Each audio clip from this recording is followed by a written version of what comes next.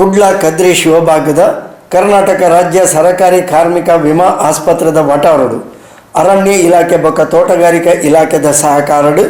ಪರಿಸರಗ ಪೂರಕ ಆಪಿನ ದೈಕ್ಲಿನ ಗುರುವಾರ ಕಾಂಡೆ ನಡಿಯೇರಿ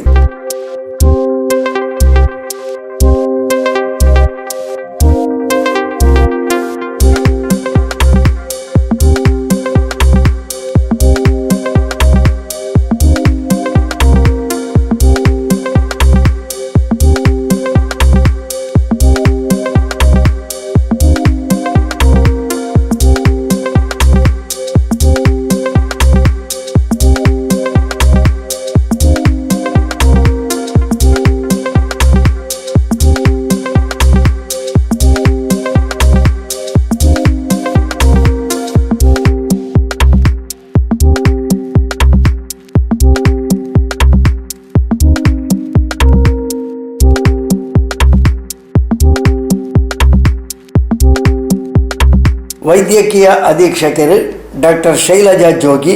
ವೈದ್ಯಾಧಿಕಾರಿ ಡಾಕ್ಟರ್ ಸರಾಯು, ಕಾರ್ಯದರ್ಶಿ ಪಾಂಡುರಂಗ, ಫಾರ್ಮಸಿಸ್ಟ್ ಶ್ರೀಮತಿ ಸುಜಾತ,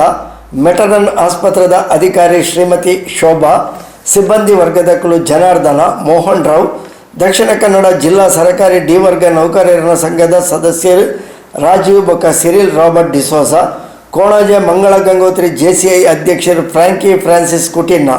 ಎಂಚಿತಿ ಪ್ರಮುಖರು ದೈನರ್ಪಣ ಕಾರ್ಯಕ್ರಮದ ಭಾಗವಹಿಸಿದ್ದರು.